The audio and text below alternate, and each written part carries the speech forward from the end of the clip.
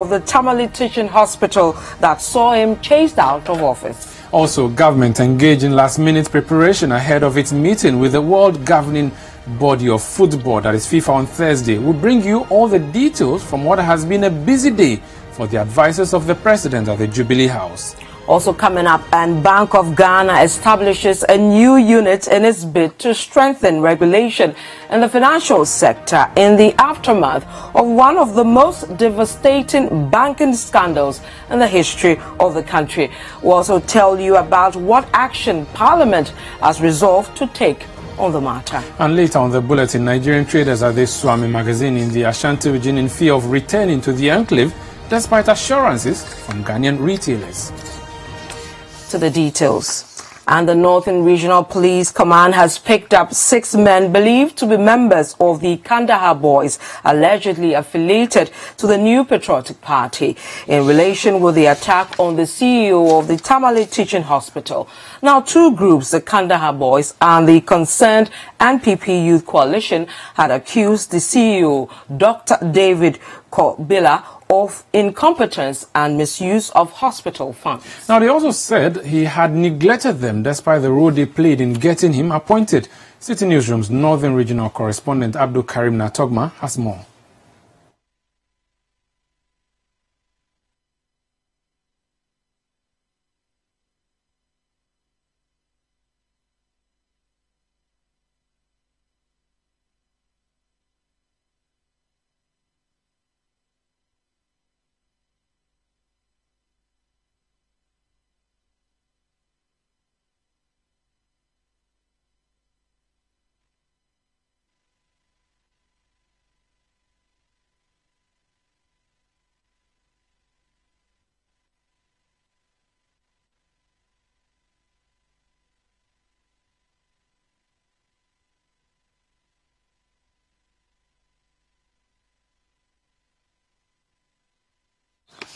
And we apologize for that sound quality. Now, to some other stories, and the government has constituted a team to visit the FIFA headquarters in Zurich, Switzerland, tomorrow to explain its strategy to dissolve the Ghana Football Association. Now, World Football's governing body had, in a statement, given an ultimatum to discontinue the legal process by August 27 or face a ban that was to Ghana. Now, Information Minister nominee Kojo Pon-Krumah, who made the announcement, said the delegation will be led by Senior Minister Yaw Osafo-Maafo. The Minister for Sports, the Deputy Attorney General, and a Deputy Chief of Staff will be leading that delegation to FIFA headquarters. The delegation need not be different from the initial delegation that has been doing these engagements, because there's already a series of discussions and some things that have been agreed on. So that delegation need not be different. Indeed, if you go back to some of the earlier points that were made when the delegation started its work, it was mentioned that the initial conversation on a roadmap to the resolution ought to be discussed with the Bureau of the Council of FIFA. So the measures that were put in were temporary measures, the liaison committee, etc. It is the Bureau that, now having considered this, has come out that they don't agree with a particular step in the second phase. And that is why they are having to engage to tidy that one up.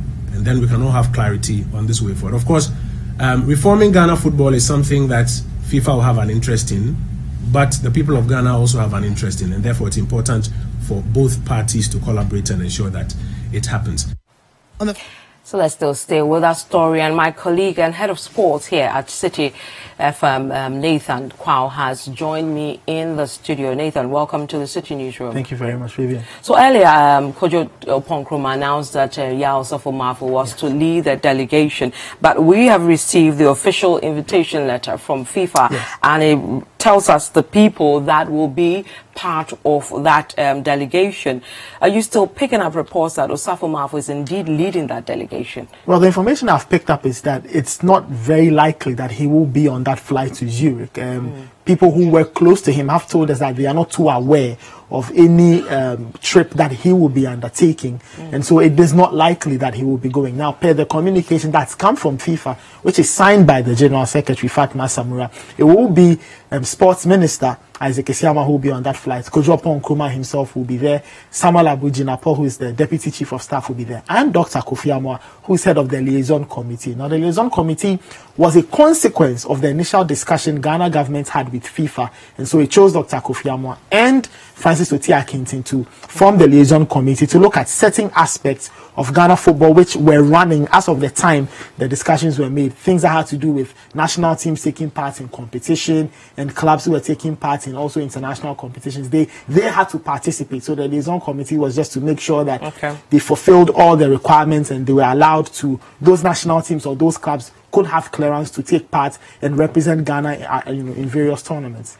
Well, obviously, Ghana is seeking to get FIFA to change its mind on the ban, whilst it also deals with clearing the sports industry here. What will they be telling FIFA to keep them at bay for now and deal with our issues here? Well, it will admit to FIFA that it understands FIFA's accusations or whatever it is that they say is government interference, but they will have to tell FIFA that, one, they don't want anything to do with football, and they've stated in their response already that they'll have to tell FIFA that they don't want anything to do with football. They just want to make sure that the corruption part, which is of course a very criminal offense and it is against the laws of the country, those things are dealt with, and those persons who have been picked up or allegedly involved in this are dealt with, and then they can discuss with FIFA the way forward in reforming Ghana football. That's the part that interests FIFA, and so that is where they can find common ground to determine what happens next. And a number of things could happen. Either FIFA could insist that, okay, we don't like this step you're doing, take this matter away from the court, or you risk getting a ban. Or FIFA will say that, all right, we can give you a period of time to sort this issue out, and after that, if you fail to meet the deadline, we ban Ghana. Or government could still tell FIFA that the courts don't work until October, so give us up until then for the course to resume, or give us until then for us to find a way around this. The last option, which could be the only thing out of this, is a setting up of a normalization committee. Now, why that? That usually happens when there's no clarity as to who is running football in a particular country. FIFA and the Ghana government could come together. They'll form this normalization committee. What will happen, or what has happened in previous cases with countries like Cameroon and other countries all over the world, is that that normalization committee will determine the rules of the next election. It will determine the rules that will govern the next football association which is formed, or generally how football is run in a country. The trick or the key point is that those people who will be put on that normalization committee cannot contest for any FA position. So they are just there as intermediaries to help smoothing the process, and it could be one of the many options that could emerge from tomorrow's discussion with FIFA. And from previous experiences or previous examples we've seen on the African continent, of course, the cases are not the same, but we've seen other countries being banned because of one or two things. What are chances with this discussion? Well, in the other countries, they were banned, and then FIFA asked them to get them to fall in line. Now, they went out of line 9 cases out of 10. It was government interference. The same thing FIFA is accusing us of doing. Now, when those things were done or were realigned, then they were readmitted back into FIFA. You look at Nigeria, they've been banned twice already between 2010 and 2014. They suffered 2 bans, all based on government interference. Now, once they rectified the situation, FIFA looked at their processes, and once they were happy, they were readmitted back into FIFA. Now, if we decide to get that ban to be enacted, we'll go through the same procedure. We'll have to make sure that whatever is done falls in line with FIFA law and falls in line with our own statutes in this country. Those two things will have to be in sync.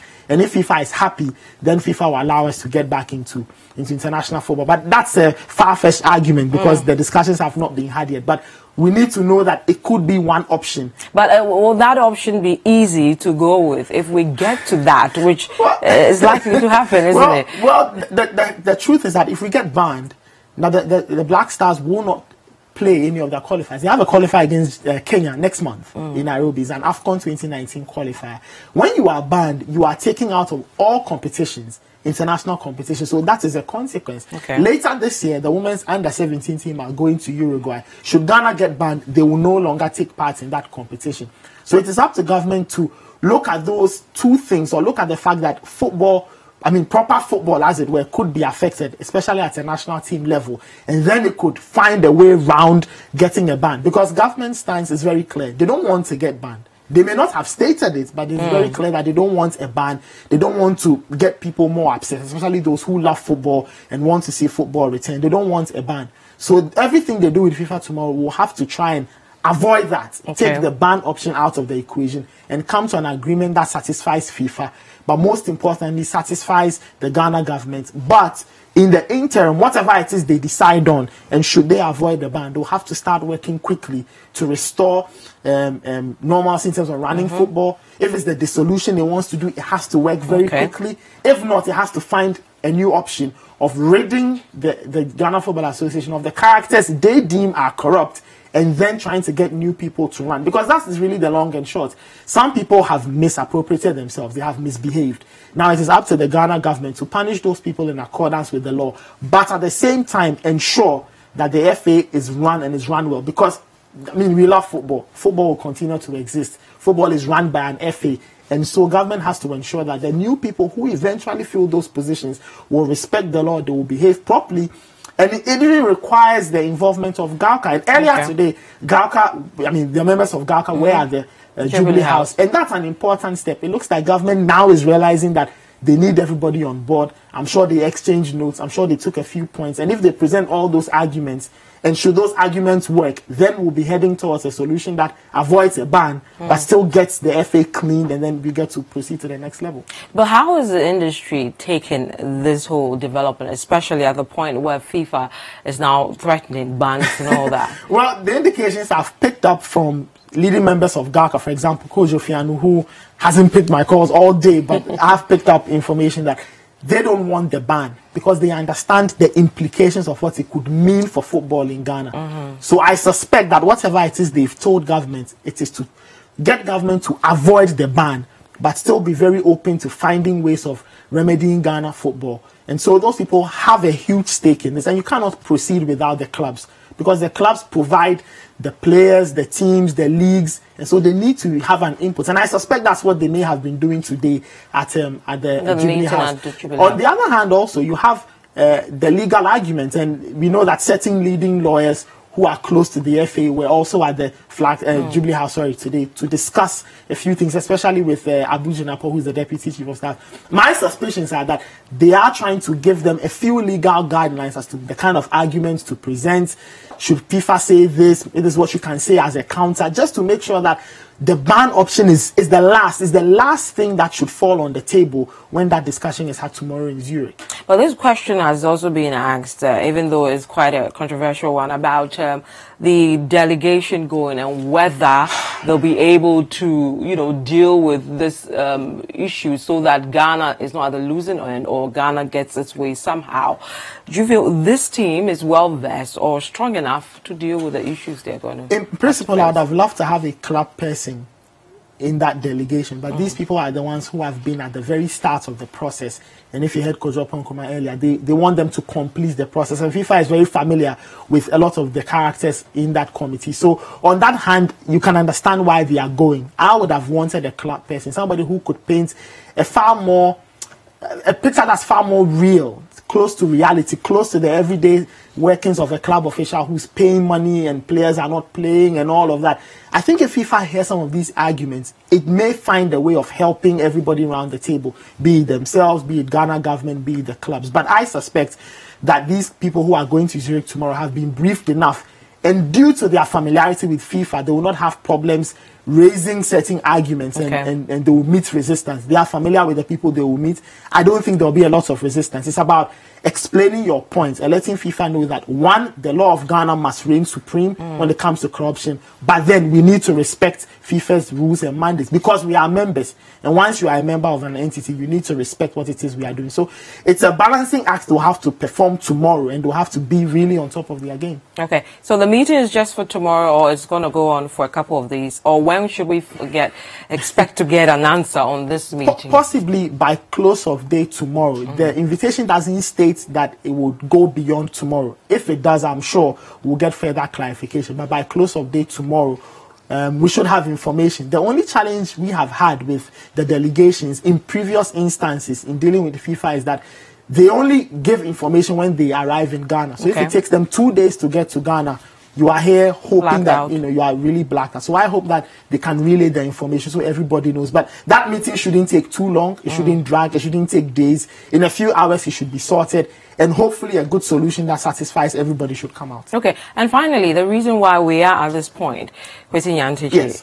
what's happened to him? Where is he? What's going on with him? Well, nobody knows where he is now, but we do know that he appeared twice before the police after his initial invitation.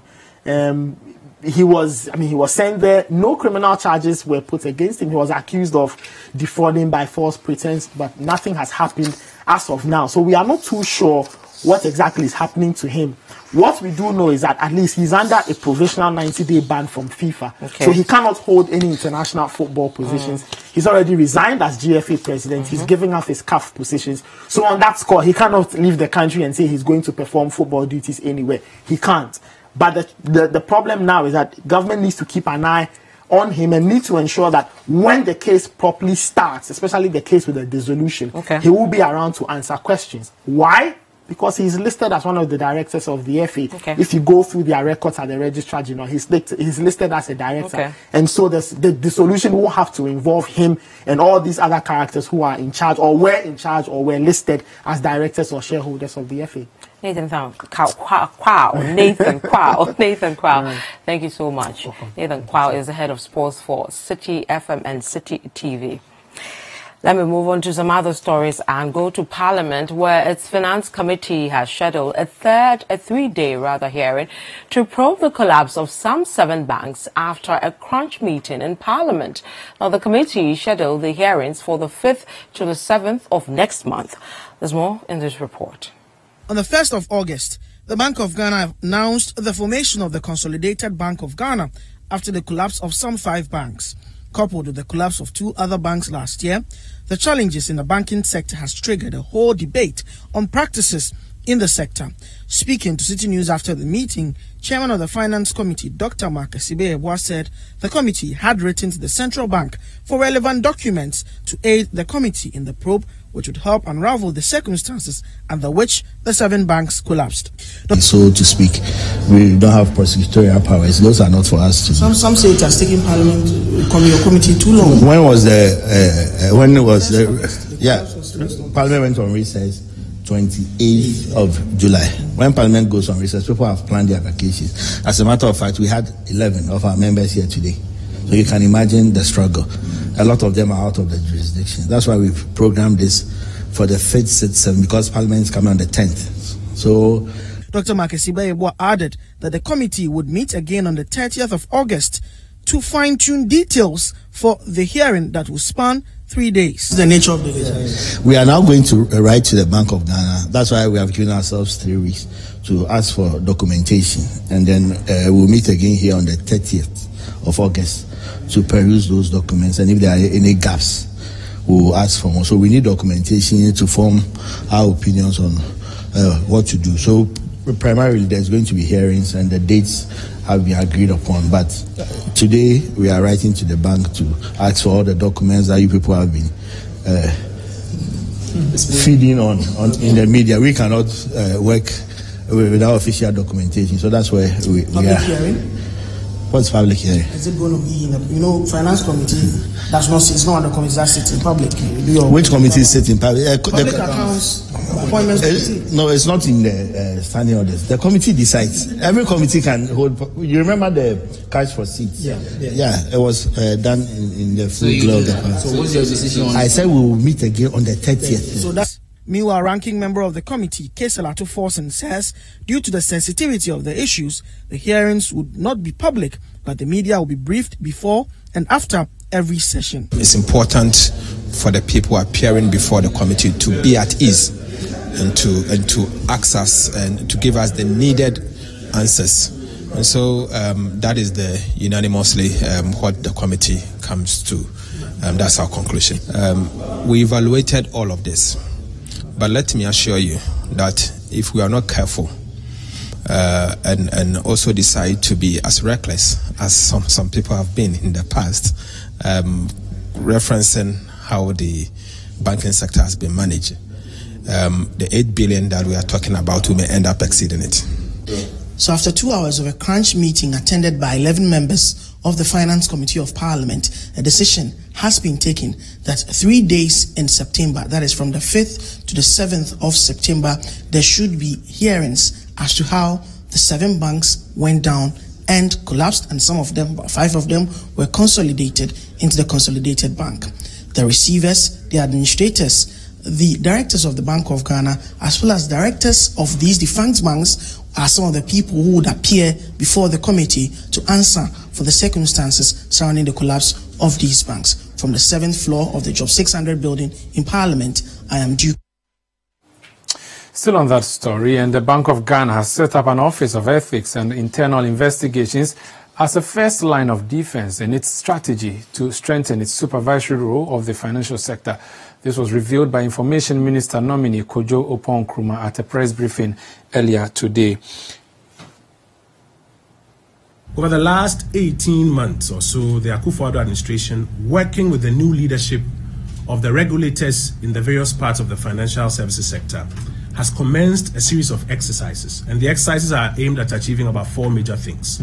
1, to clean up the inherited challenges. 2, to introduce mechanisms that should forestall a repetition of such challenges in the future. 3, to hold accountable persons involved in unethical and sometimes criminal conduct within the sector. And 4, to strengthen the financial services sector so that we can engender confidence in it and enable it to perform optimally in the near future. Now, the above mentioned objectives are being achieved simultaneously, and it's being done in strict compliance with the legal and international best practices that are known to us. The administration therefore assures shareholders, depositors, and the general public, and all other economic actors that the new leadership across the financial services regulatory sector, as well as the Ministry of Finance, are doing all that is within their power to ensure the full, firm, and final resolution of the challenges that bedeviled the sector. The administration is fully committed to go full throttle and to clean up the sector once and for all. It may be something that will take a bit of time. It will be a difficult and expensive process. Of course, the cleanup is not over yet, but the administration commits that it will be done. You're still watching the City Newsroom on City TV, coming to you from studios here at Adabraka in Accra. I am Umaru Sandamadu here with Vivian Kai, local. When we come back, Nigerian traders at the Swami magazine are in fear of returning to the enclave despite assurances from their Ghanaian counterparts.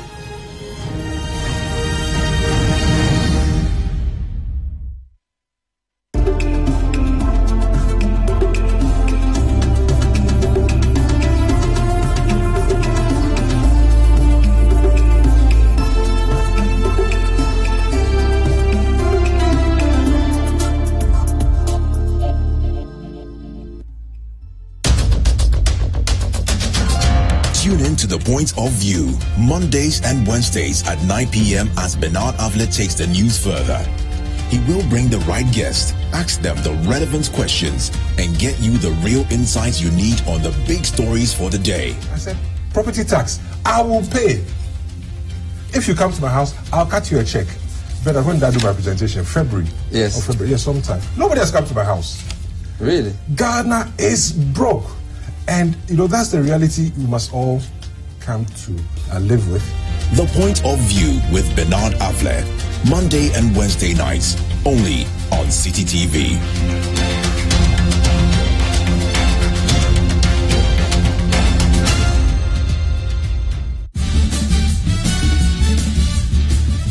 For regular news checks as they unfold, 2020 news, all day, all the time. Politics, sports, entertainment, business, and more. 2020 news. We bring you the world in 20 minutes. And that's all the news in 20 minutes.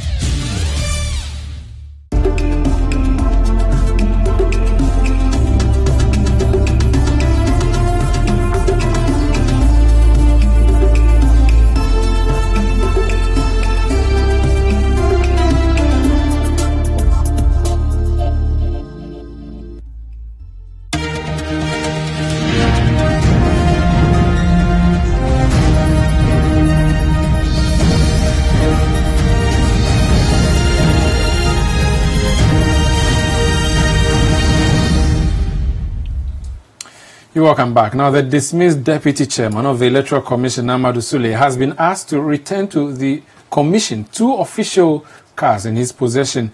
Despite the termination of his appointment by the President, Mr. Sule has refused to return the cars, a situation that has forced the Electoral Commission to officially write to him to demand same. Well, the 2 cars, a Toyota Land Cruiser Prado and an Audi A6 saloon car, were given to Amadou Sule as his official cars during his active days with the Electoral Commission. In a letter dated August 14th this year and signed by Director of Administration Christian Owusu-Parry, the EC asked Mr. Amadou Sule to immediately return the cars. Now, there's still uncertainty among Nigerian traders at Swami Magazine in Kumasi on when they will return to the enclave to continue with their business. Leadership of the Ghana Union of Traders Association has directed its members at the enclave to allow their Nigerian counterparts to continue with their trade. But shops belonging to the Nigerians still remain locked. City News' Ashanti Regional Correspondent Hafiz Tijani, who is monitoring developments at the Swami Magazine, came through with this report. It is a normal day here at Swami Magazine in Kumasi. Traders and artisans are engaging in bricks business. Shops belonging to Nigerian traders at the enclave have been locked for the past 2 weeks, following an impasse between them and local traders. Most of the Nigerian traders are afraid of going back to their businesses following alleged attacks on them by their local counterparts. A visit to the enclave revealed that shops belonging to the Nigerian traders were still locked. Some of the local traders who spoke to City News vowed not to allow their Nigerian counterparts back to the market. For this place, we have not seen any Nigerian retailer opening their shops. Sometimes they do come and monitor the area and go back, but their shops still remain locked. If they have the confidence to come and open their shops, why not? For now, we have not heard anything from our leaders, so we are also here.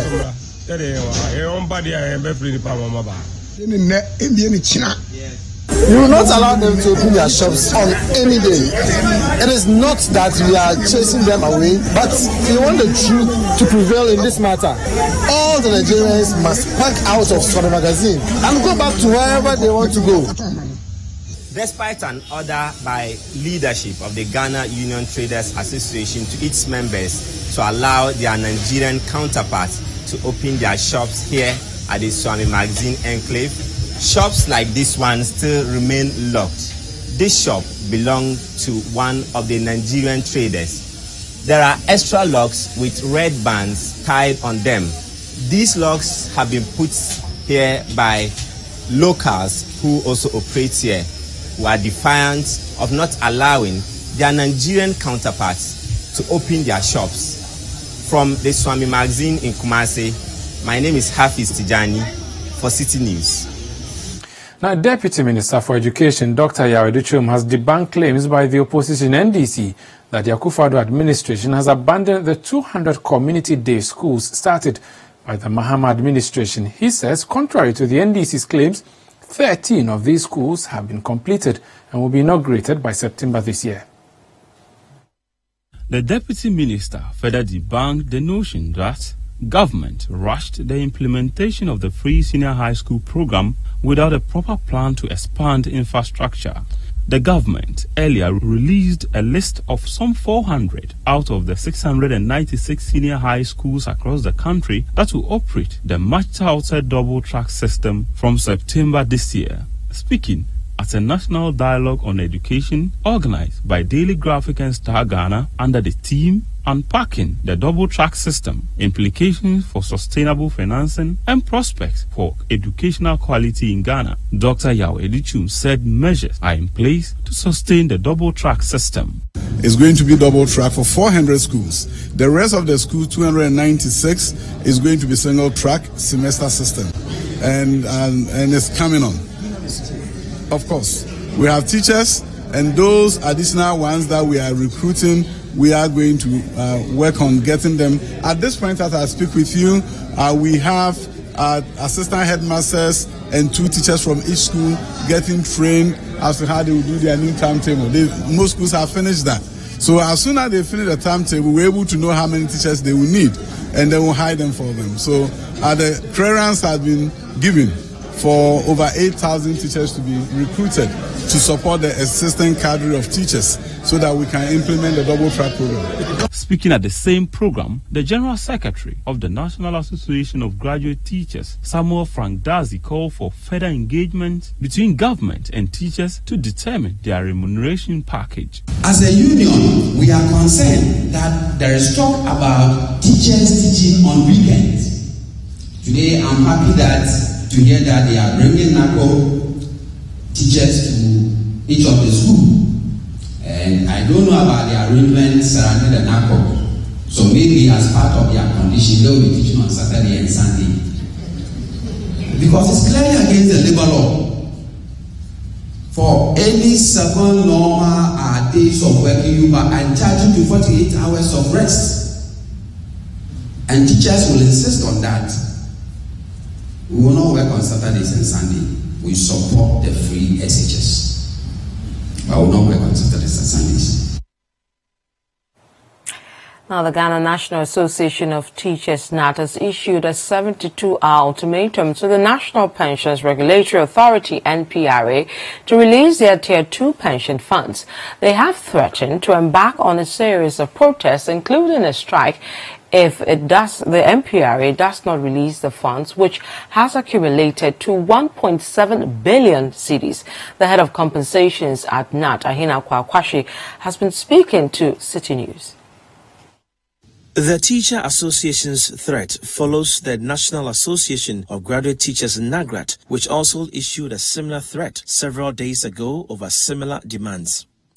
The Tier 2 is a mandatory privately managed occupational pension scheme operated by trustees approved by the board of the National Pensions Regulatory Authority, NPRA.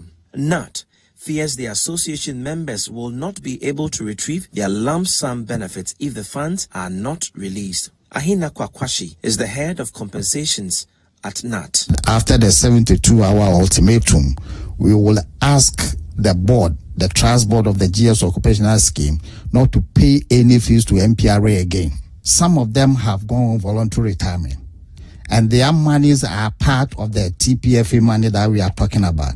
Now, when they come and then we ask them to go to NPRA, NPRA again refers them back to NAT and the unions to say that they should come here for the money. Meanwhile, they are keeping the money. I mean, what kind of double standard is that?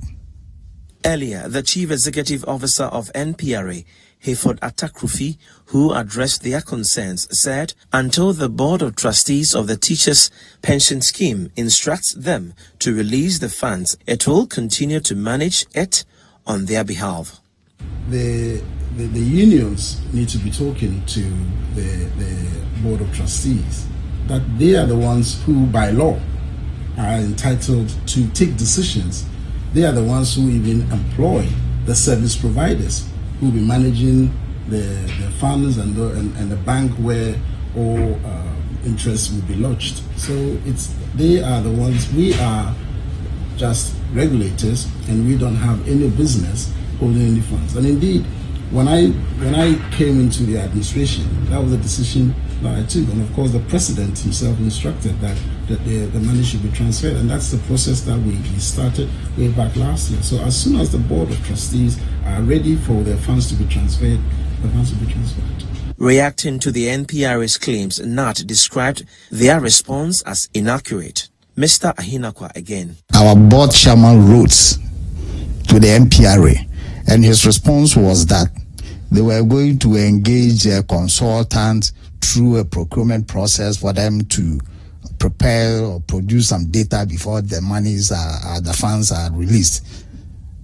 And the question is, the other 3 schemes, the public sector scheme, CLOSA, JUSAG, and the Ghana Health Service, did they consult anybody to come out with a data before those monies were released to them? So why is it that in the case of the Ghana Education Service, he's saying that he is consulting before the monies are released to us? That is not true. So you should come clean on that. You're still watching the City Newsroom. My name is Vivian Kai Loco. Tonight I'm here with Umaru Sanda Amadu. We'll bring you more stories when we return. Don't go away.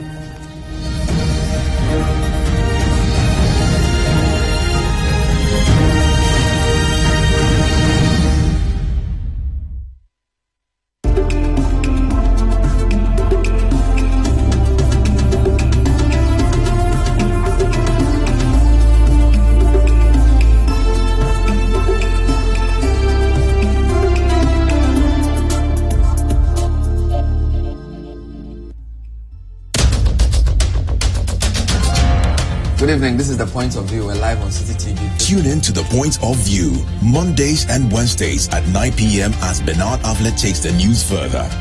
He will bring the right guests, ask them the relevant questions, and get you the real insights you need on the big stories for the day. We need taxes to run the economy.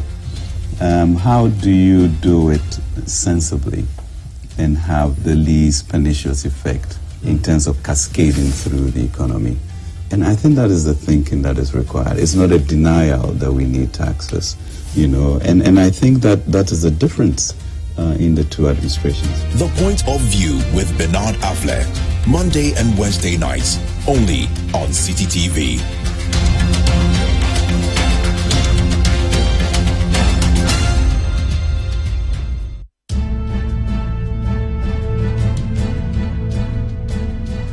It's engaging, detailed, and loaded with factual and incisive analysis. It's The Big Issue, your preferred Saturday morning news and current affairs analysis program on City TV. Tune in this and every Saturday at 9 a.m. and hear the newsmakers discuss the top issues for the week. At that time, Charlotte was complex. I'm not defending Charlotte.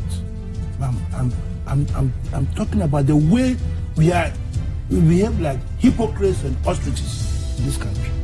At that time, she was a perfect person. It's The Big Issue with Sela Madonu on City TV. This and every Saturday at 9 a.m.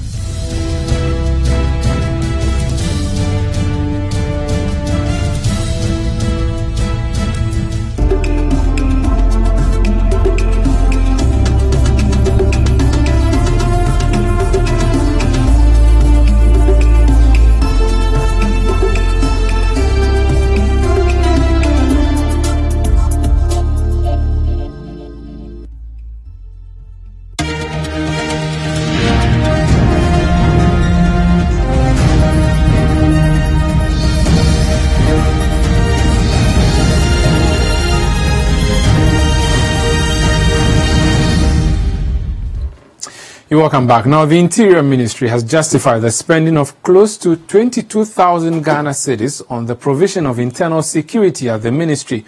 The Interior Ministry has been cited in the 2016 Auditor General's report of spending that amount on securing the services of a private security firm instead of using police personnel. But appearing before the Public Accounts Committee of Parliament, Interior Minister Ambrose Derry said the ministry had to resort to the use of private security services in order to free up police officers to undertake other important national duties. I need to put our response in context. What is the remit of the security that was hired? The remit is to deal with internal chores, locking doors within, making sure that disasters such as fire do not affect the building. It is not for what we perceive to be the orthodox terms of security. The police who are outside the ministry provide cover for all the area within the wall. And Mr. Chairman, the ratio of civilian to police is 1:848. And therefore, if you take 2 members of the Ghana Police Service to be within the ministry to perform these petty roles, I dare say it will be an underutilization of an essential and limited resource. You certainly cannot have an armed policeman going within the to make sure the doors are closed. So what we would say is that, yes, you might think of 28,000 being an extra cost. But if you really want to see the cost of posting 2 armed policemen there, you need to deal with the opportunity cost. What would those 2 armed policemen be doing for the rest of the country? They certainly will be better engaged outside there, keeping the rest of us safe. Now, the last batch of Hajj pilgrims will be airlifted to Saudi Arabia for this year's Hajj pilgrimage tonight. 2 more flights are expected to be airlifted. The remaining for the remaining pilgrims. At a press conference at the Hajj village today, the Hajj board assured that the security of pilgrims will be safeguarded. The advice of the Ministry of Hajj and Umrah, the Hajj board has requested peacekeeping security men and women to accompany this year's pilgrims for the Hajj. The general duty of the security personnel shall include the safeguarding of our camp in Mina and Arafat, maintenance of peace and order, and all security-related matters. Now we have medical. Pilgrims have undergone health screening by the medical team of the Pilgrims Affairs Office of Ghana. A second screening exercise have been undertaken and shall be taken on arrival at the Kingdom of the King Abdulaziz International Airport at Medina. 8 clinics shall be established in Mecca and 5 in Mina and Arafat to serve pilgrims additionally. There shall be a high percentage of elderly pilgrims this year, as indicated by the data captured already. Ladies and gentlemen of the press, the medical team shall be supported to procure more drugs for chronic diseases such as diabetes, hypertension, and so on and so forth. Now, the deplorable nature of the Dodowa-Afienya and the Dodowa-Dawenya roads continue to impact economic activities in that district. Drivers who ply these roads have expressed frustration over the telling effects of the road. They are therefore calling on government to, as a matter of urgency, fix the over 13-kilometer stretch of road coordinating the 2 communities. So I'm here within the Ningo Pram district, specifically within the Afienya area. At the Afienya area, there are 2 main roads. That one links to Dodowa through to Oyibi, Amrahia to Adenta, and the other links to the Dawenya, Ningo, Pram, and then Aflao. These 2 roads are 2 major link roads that are on the shoulders of the Tema Akonsombo road. But unfortunately, these roads are in a very deplorable state. The drivers who ply these roads are unhappy with the nature of the road and are calling for assistance from government to come to their aid. To them, these roads are actually destroying their vehicles and are giving them problems on a daily basis. The problems we are facing here is more or less, when you look at the condition of the road, it's very, very bad. And it's giving us problem with our cars. It's giving us a very big problem. Right now, when you go further and you get to the bridge is getting damaged. And we are even afraid one day one of these trucks can fall inside and someone will die. So we are appealing that the citizens are come into our aid and then have the road being fixed fast. Our road is not good. Very, very, very bad. And moreover, too, we don't know whether maybe we are not be voting. We used to vote, but we want the government to look at us. Moreover, to the railway. We want maybe the engineers for the district. They have to help us. Susanna, I'm coming to ask you a question and see whether you know this. So are you aware that it is an offense to sell food to the public from an unhygienic place? Well, let me tell you what I know, because the Food and Drugs Authority have been speaking, and this is street food, of course. You know, the vending of street food is a popular venture, especially in the capital. I know you've been buying lunch every now and then from there. But the DVLA, not the DVLA, the Food and Drugs Authority, has made a move to sanitize the industry, as City Newsroom's Akosia Ofewa Opoku reports. For a good number of the public, life would be miserable without street food vendors. With them, all one needs is money and food would be served. But the only thing majority of these street food vendors can boast of is probably their culinary prowess. To ensure food safety, all metropolitan, municipal and district assemblies are enshrined by their bylaws to certify all vendors within their jurisdiction. But not all have this certification. Elizabeth Adole Mengo has been in this business for many years. She tells me that keeping her surroundings clean is a priority for her. Mi prapraha mi tables na mi di aduane no mi twitwi so na de nyina mi pese efi beba anti e kakra na mapra se na be ya obi ba ha bi didi ha nye native man. The activities of street food vendors have become a major health concern to their patrons, and the Food and Drugs Authority is stepping in to ensure that standards are met. The authority, together with the Food and Agriculture Organization of the United Nations, has introduced the Healthy Street Food Incentive, which will help patrons of street food vendors make the right safety decisions. James Latte is the Public Relations Officer for the FDA. The environment under which many of these sellers operate are very unhygienic, and definitely it will affect the product and at the end affect the user. So this project is a project aimed at, in the first place, dealing with issues of hygiene. That is one. And also bringing what we call balanced diet, where food that we take in will not be only the carbohydrates, but will be encouraged to go into fruits and vegetables. So what will happen is that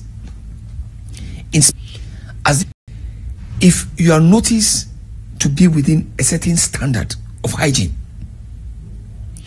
you will be given a hygiene permit. You understand? That will be one of the processes by which you can get what we call street food permit. Or let me put it this way, street food vending permit. So that it gives you like a mandate to sell your product and to be recognized to be that hygiene compliant. For food sellers like Madame Adole, this is welcoming news. Patrons of these sellers have also described the incentive as long overdue. Let's use Gamami as an example. You go to Gamami, going to buy food, see that they are selling banku. Where the person is selling the banku, there is a refuse dam at the back. But people are buying it. They don't see their health. They consider their standard of living and buy that food. But they don't see what will cost to their health. Food and Drugs Authority, when they bring that to the environment, it will help the people.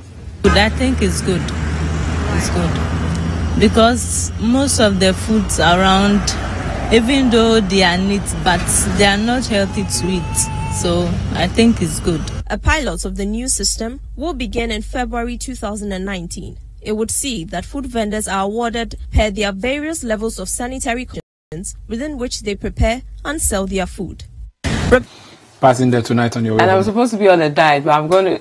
My HR manager will say it's my cheating day. Okay, I think Kelly really, you know, I'll pass. I'll let you go through and have it. It's okay. I'm not going to tell on you. Oh, you've already done. Oh, we've already. Have I now? I'm sorry, but Vivian, it's very important, isn't it? Yes, the new. This is starting from next year, and then everybody, the area will be inspected. What you're selling will be inspected, and it's very critical because of issues to do with cholera, typhoid, etc. So this is really a good thing. But the question is, we have great laws and all that, but implementation. We're hoping the FDA will implement this properly. Enforcement. So is it that the FDA is going to send, you know, people on the streets to check these? I'm not sure FDA has enough personnel to be doing that. It may have to rely on the Accra Metropolitan Assembly or the city authorities. But already the AMA is busy dealing with sanitation, the bola on the road. They haven't dealt with that. I'm not sure they will be. I think and I'm worried that we may end up having a licensing regime that just licenses mediocre stores. And I am hoping they do not do that, because that would rather be defeated That's right. of the purpose that they actually introduced this law for women. That's right. So we'll keep an eye on this and see how it pans out. When you go to the Kelewele joint tonight, please do ask the seller whether they are open to that. And whether Yeah, I'm gonna ask her about it and see whether they even know this, because the issues of sensitization always pops up when these things come up, and whether people know what is going on, consultation and etc. So we'll see how that. Do you know what I buy by the road though? Yes, I know what you buy. Should I say it? Okay, now I'm not scared. sure you don't. No, you I'm want me to scared. I say don't it. think you should say it. But No. okay, what do you buy? Pinkaso, cocoa. Wagashi. Wagashi is a different thing altogether. We don't see, You know what? But Pinkaso is very key. Pinkaso is which one, for those who don't know? Pinkaso is made of rice. It looks like this. Can you see this? Yes. And it usually has onion. It's sold with cocoa and kose. But Pinkaso is served with sugar. Okay. But kose, I don't know. Have I helped? No, you haven't. You're actually confusing me. But Let me anyway. change. Okay. I buy togbe from the roadside. How about Now that? you're talking. Yeah. Not That's in the Ga word for. Yeah, but don't translate it. So is it donut or? We call it togbe. We call it togbe. We call it togbe. No, you don't call. We call it. Wagame. Wagame. Ochole. Yes. Togbe. So you're not. Yeah, but don't translate it. It's not nice. Okay.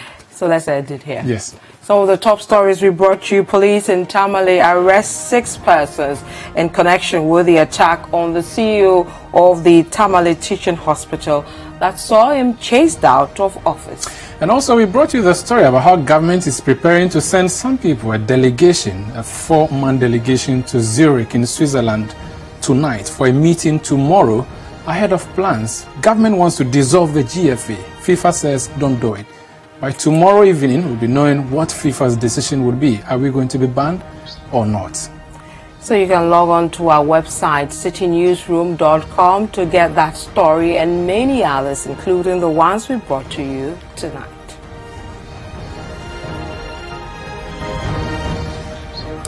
And my name is Vivian Kai Loco. I was here with Umaru Sanda Amadou. Do have a pleasant evening. Good night.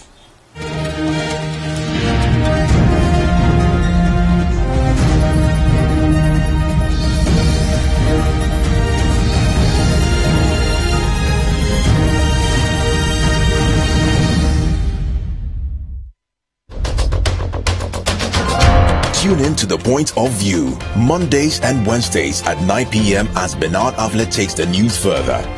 He will bring the right guests, ask them the relevant questions, and get you the real insights you need on the big stories for the day. I said, property tax, I will pay. If you come to my house, I'll cut you a check. But when did I do my presentation? February. Yes. Or February, yes, sometime. Nobody has come to my house. Really? Ghana is broke.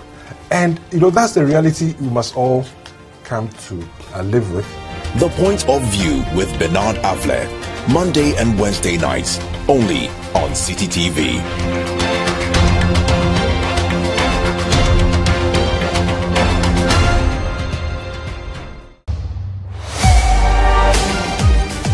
Wherever the weekend sporting action happens, we will bring it to you here on Scorecard.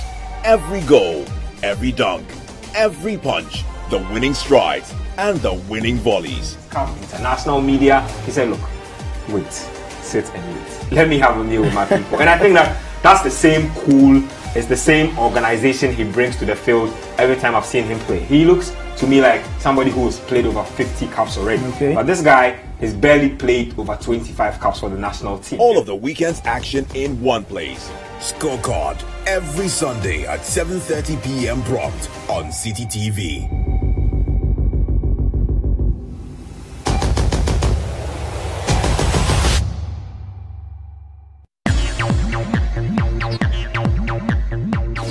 Live music, interviews, poetry, and more with your favorite personalities. Be our guest on Saturdays from 2 to 4 p.m. for the most exciting moments on TV.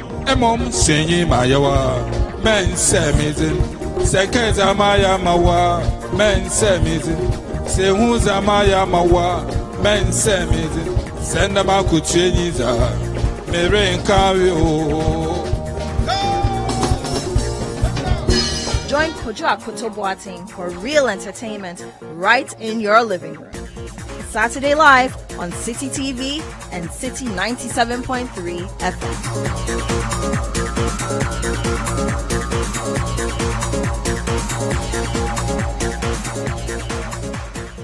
Go. Spend 30 minutes every weekday catching up with all the trending social media conversations of the day. If you tweet it, we'll read it. We might just even Skype you. Just, no matter your situation, you can rise to the top. Absolutely. You really and can. It's interesting that he wrote this article on the 17th of June, and on the 18th of June, yesterday, he actually scored 2 goals in the Belgium